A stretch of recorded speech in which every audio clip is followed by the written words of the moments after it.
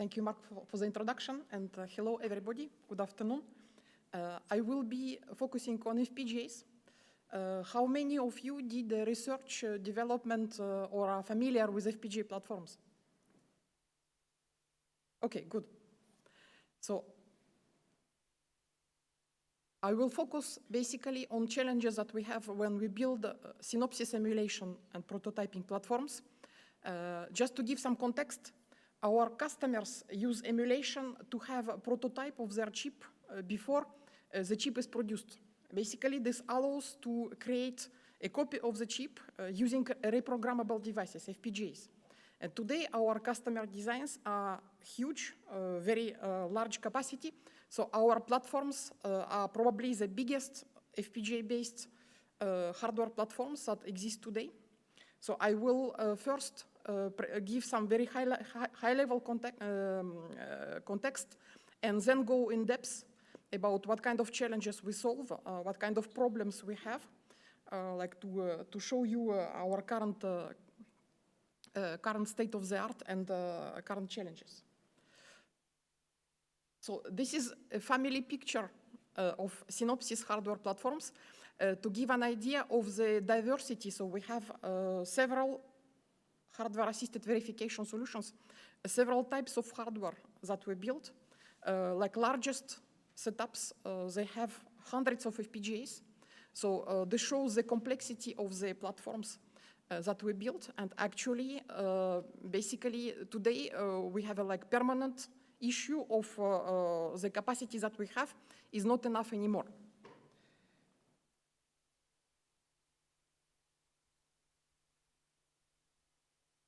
So our emulation platforms, they have a name, ZIBU, zero bug.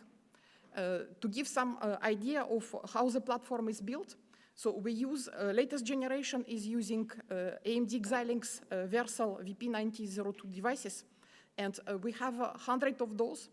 FPGAs are sitting on the boards. Boards are assembled in racks. And we have hardware dedicated for emulation, which is built to scale. And we have hardware dedicated for prototyping, which is built for performance. And actually, we have capability to run emulation on the hardware that is built for prototyping. So to benefit from same hardware and to be able to get best possible performance. So we are building new generation every 4 to 5 years. And sometimes in between, we also release new platforms using existing FPGAs. So as I said, while we are building a new platform, sometimes when we arrive to the finish, actually the platform is too small. So we need to make it 2x and even more. And I can say that at Synopsys, we explored all type of FPGA architectures. So we have architectures based on a fixed interconnect.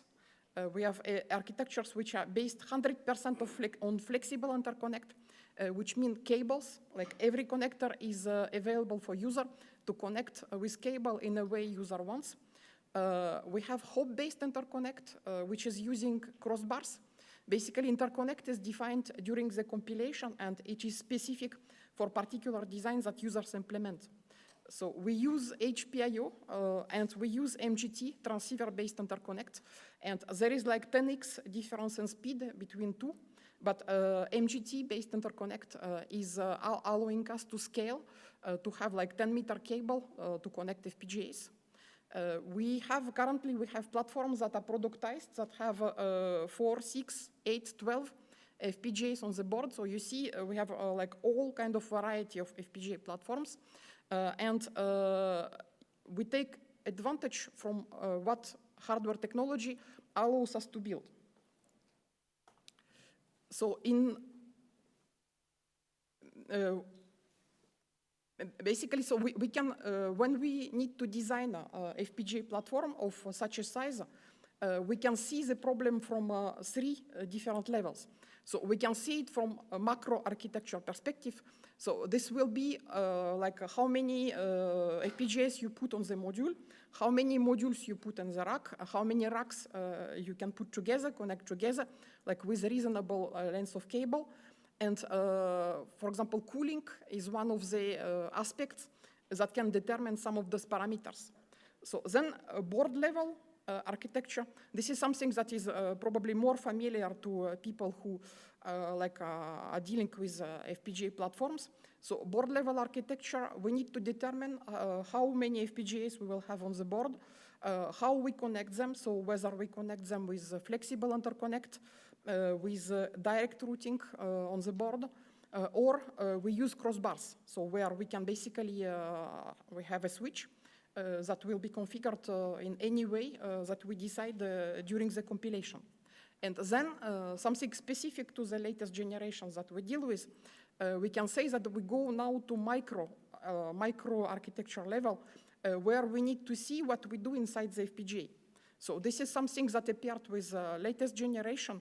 And basically, in order to achieve successful implementation on FPGA, we need to deal with details of how do we put like pieces of user design in the FPGA.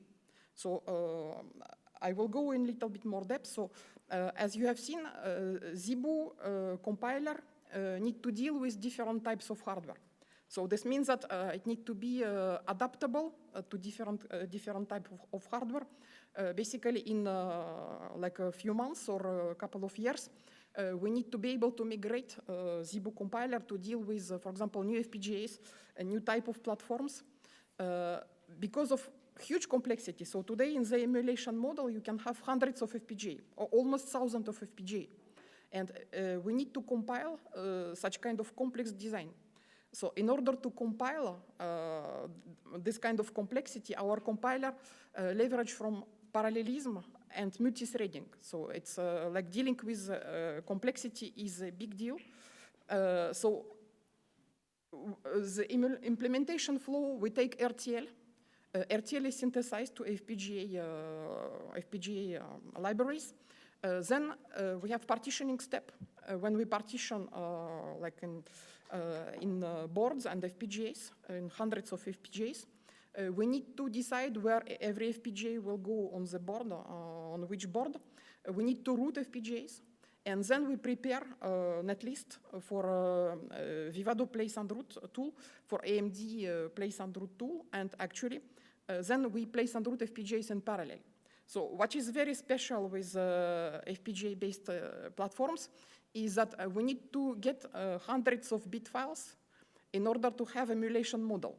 And if even one FPGA is not compiling, this means that there is no model to test in hardware. And you go to square zero and redo the entire thing. So basically, we need to be sure that we have reliable compilation and we obtain all the bit files. And for those who were running, playing with Xilinx and running Vivado place and route tool, you know that success of compilation is not guaranteed. So this is one of our like big problems that we need to solve. So once we get bit files, we generate system level timing model. And our compiler can be set up to run for compilation time, quick compile, for performance, or for debug. The performance of the emulation model actually, it's important to understand how we achieve performance. So ZeBu emulator is fastest emulator today, and platforms that are based on hubs hardware, so prototyping hardware with fully flexible interconnect, have highest potential for performance. Like on top, here we have perfectly optimized emulation model. So we have two FPGAs with logic. We go flop to flop, and we have direct interconnect between two FPGAs. And actually, the path is very short. So we can, in this kind of model, can run 20 megahertz of emulation clock. So this is a perfectly optimized emulation model. So then, on the bottom, we see kind of not optimized emulation model. So we have 6 FPGAs with logic, the green ones. Let's say it was unfortunate, and we put gates, just an AND gate or like LUT in those FPGAs. And our critical path is going through 6 FPGAs with logic. And for sure, not all of those FPGAs will have direct interconnect on the board. So this means that we will be doing routing hops. So these blue ones are the routing hops. So then basically the performance of this kind of critical path will be something like 4 megahertz, so big difference. So obviously our compiler need to deal with optimization of number of FPGAs with logic on the critical path, with number of routing hops, how many intermediate FPGAs we will be crossing on the critical path, the interconnect delay, and also, of course, a number of logic levels. And actually, what is specific with latest generation of FPGAs is that logic delay inside FPGAs is becoming very important. So it's even dominating the interconnect delay between FPGAs. And to understand what's happening, so we can look here. So latest AMD devices, actually, they have 4 dies that are organized in square.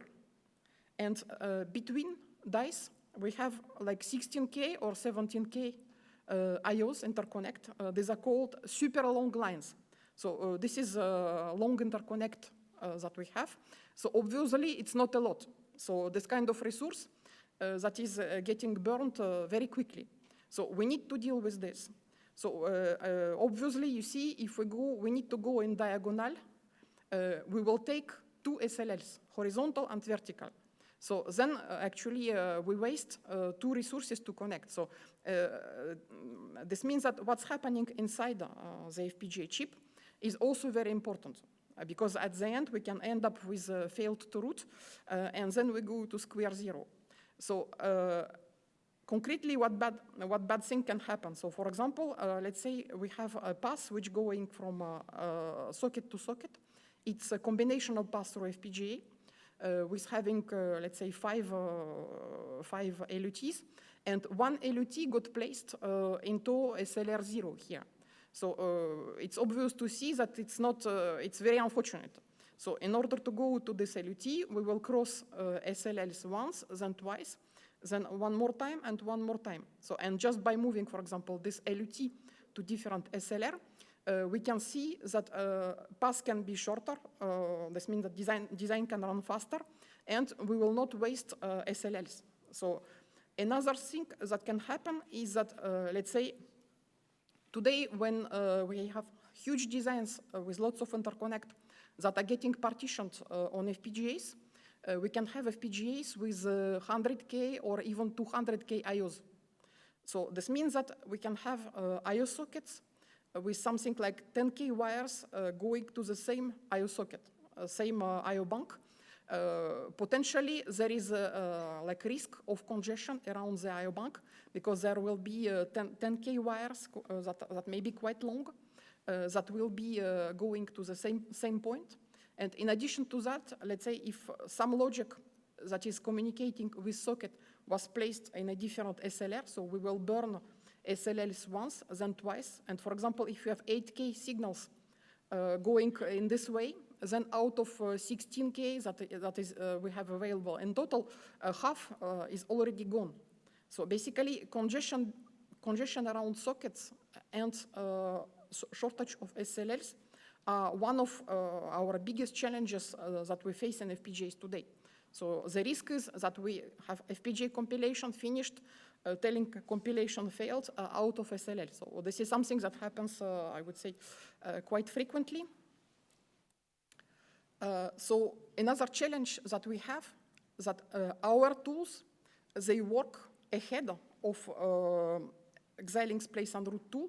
And actually, we don't know what Xilinx place and root tool will do. But we need to optimize our placement, routing, like based on some prediction of what Vivado can do. And basically, we need to predict delays that will be implemented inside FPGAs. So we can see, for example, we have an example with 2 paths. One path has a few logic levels, path 1. Let's say we estimate it to 5 nanoseconds. So another path has like more logic levels. We estimate it to bigger value. And now our routing tool will implement some routing. So because path 1 is not critical, it can take some hops It can take some routing hops to remove congestion from the direct connections that, for example, pass 2 can use. So pass 1 not critical, we send it to take some hops. But then what happens? Actually, Vivado may implement, let's say we had 3 logic levels in FPGA 1. Vivado implemented it in this messy way so that we will cross SLRs, we will do some snaking pass in between, and at the end, it's not 5 nanoseconds, it's 25. So then this makes that at the end, this pass will be critical pass. So it will be much longer than the critical pass that we were predicting before FPGA. So this kind of issue happens to us, so we need to deal with this. And actually, at the end, if we are not good, we don't leverage from full potential of performance that we can get from the platform. So we also face another challenge. So today, let's imagine that we use FPGA just as routing hop. We go through this FPGA just to connect to other FPGAs that need to communicate.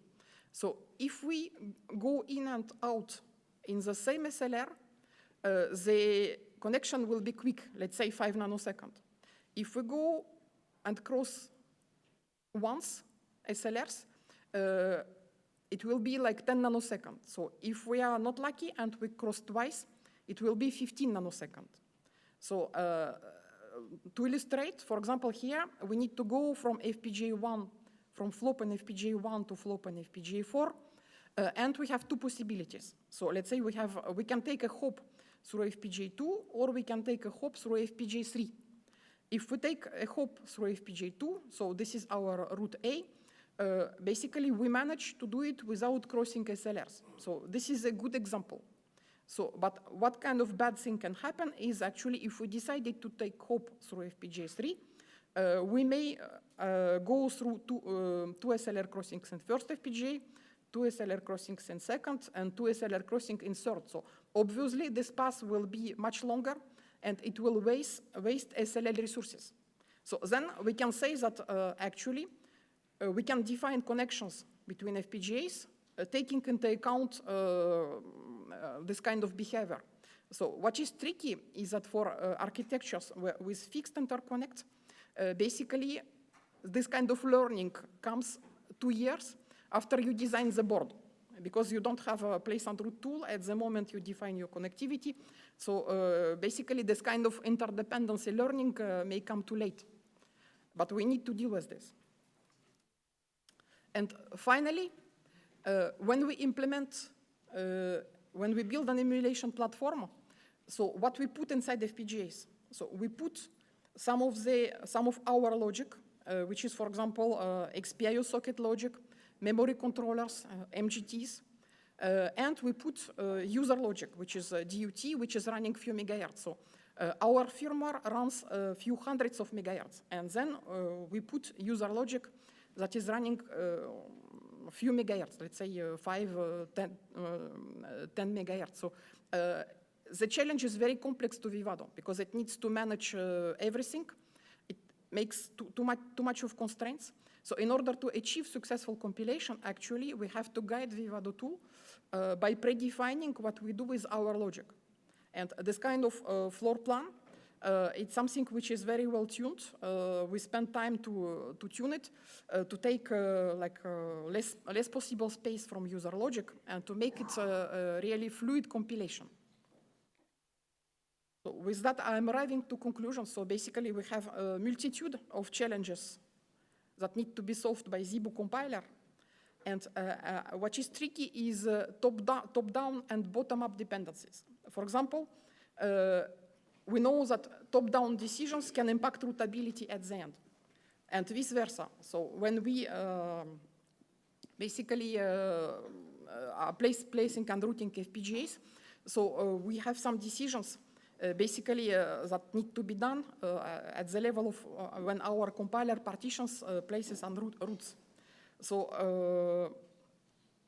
and with new generation of platforms, we need to deal with new level of complexity, basically what we do inside FPGAs. So as you see, we have a multitude of complex problems that we need to solve when we need to build an emulator. So we solved some of them, but not all. And that's it.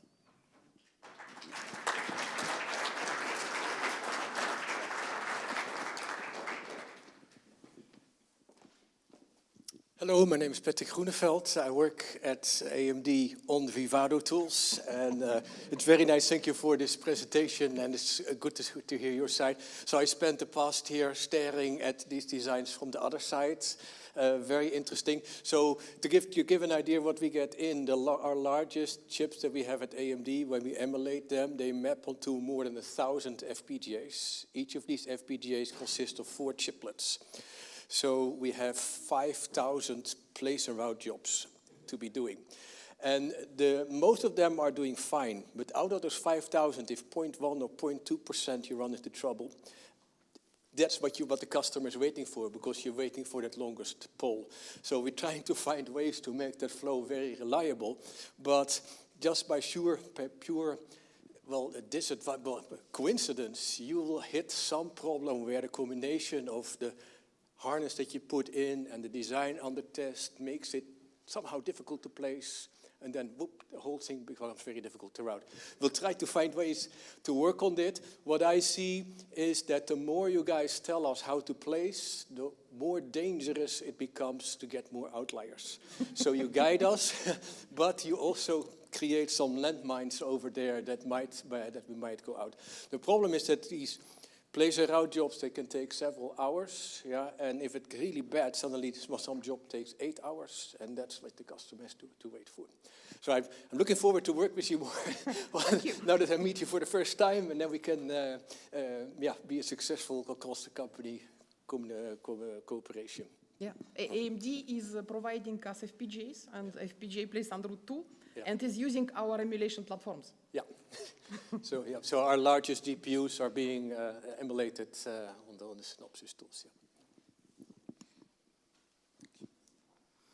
Yeah. Very good, thorough presentation. Thank you. So, like you said, the early decision from the partitioner actually can influence the later place and route, FPGA place and route time a lot.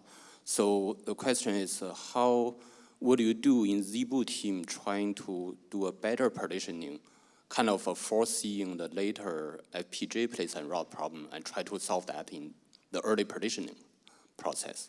Yeah, this is actually one of our very hot problems. So when I did my PhD in FPGA partitioning, our biggest challenge was I/O cut.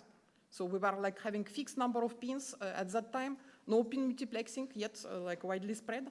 So I/O cut was really very hard constraint. So now FPGA compilation success probably is one of the hardest constraints.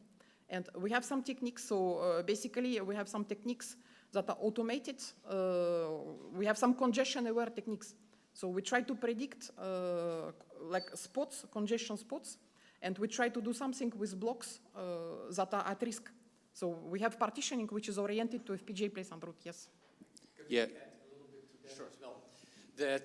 So if we get these jobs in, so you guys partition into the FPGAs, then we partition every FPGA into 4 smaller parts again. The slightest difference you make causes a very different partitioning. So I did some experiments on your designs. Maybe I'm not allowed to share it, but I'll just do it anyway. that if I just make some minor changes, and very insignificant changes, I get a completely different result. So something that was very difficult to route becomes very easy, and vice versa. So, and if we're trying to figure out how we can predict these problems, it turns out to be very hard. But otherwise, just rolling the dice and trying it in parallel solves a lot of problems as well. Yeah, correct. Yeah. I just want to add one more. So I think the pin plexing, you can fix that by doing the pin plexing. But really the congestion, internal FPGA congestion is hard. Any like machine learning process, because you have a lot of data, maybe you can do something like prediction on that. I'm just suggesting. Yeah, of course, we're working in those directions. Okay. Of course. Okay, let's thank the speaker again.